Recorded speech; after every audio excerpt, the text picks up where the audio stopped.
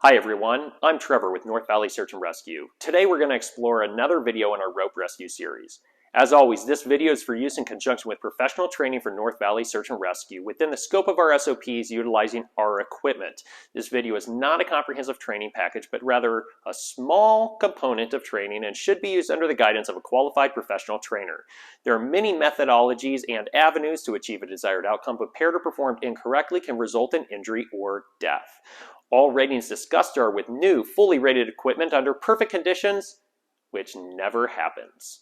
Used equipment, time, UV exposure, use, application, or any other condition or alteration will change the load capacity. All ratings discussed are approximations and are simplified for your basic understanding purposes only, not to calculate the actual loads or forces. We are glad that you're here with us today, and for a quick reference back to this video and others of ours, please click on the red subscribe button below, or just below that, the add to button and create your own playlist. Might I suggest naming one SAR. So let's kick into today's video. In this video, we're going to look at daisy chaining webbing. I daisy chain webbing for two different reasons. One is for storage. When I take webbing and put it in a bag with a whole bunch of other soft goods, maybe also hard goods, it's nice, clean, organized, and I can put them all together. It's easy for me to grab and pull out. It doesn't get tied up in all of the other material. The second one is for transport. When I want to take this and I have to walk from wherever central cache is to where I'm going to use this to set it up, maybe wrap around an anchor post, is I need to take this, I can run a carabiner through it and clip it onto my harness. It's also easy to hold here. Whereas if I have just a bunch of webbing and I'm trying to transport it, now it's dragging on the ground, catching up in sticks, catching up, wrapping around trees, etc., and not organized, especially if I'm holding numerous other things. I can't attach this easily to my harness. So let's go ahead and look at how to tie this thing.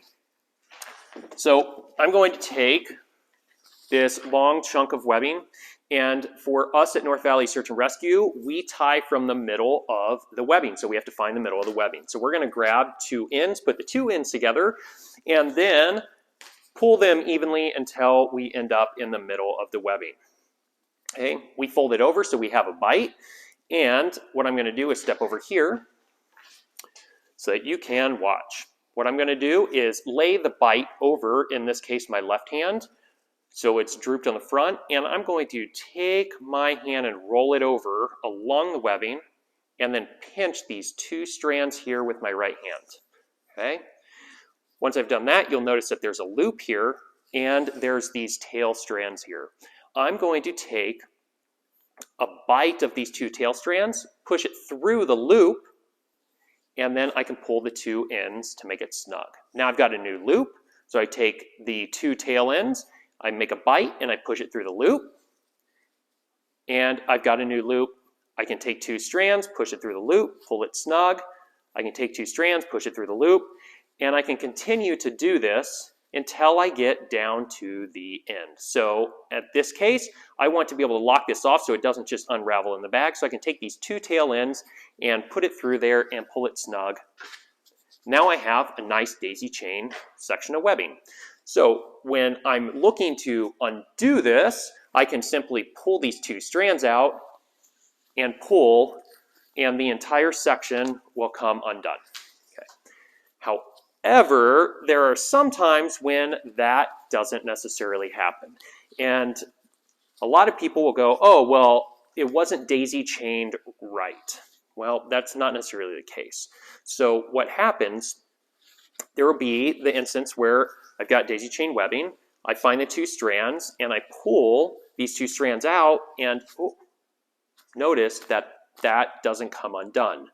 The reason that it doesn't come undone is because this last loop, this loop here that we pulled the two strands through, it gets pulled taut and flips down over this loop. So it appears that this loop is the one that we want to pull these two strands out of, but in all actuality, it's not.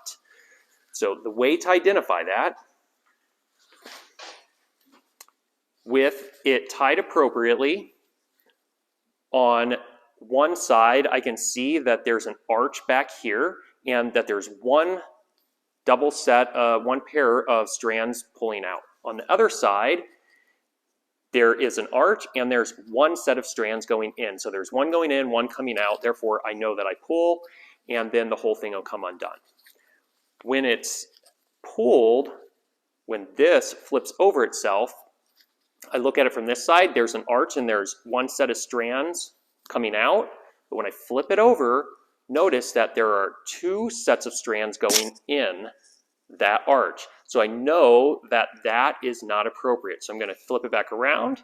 I can take that loop, flip it back over, and then I can undo that, and it'll all come undone.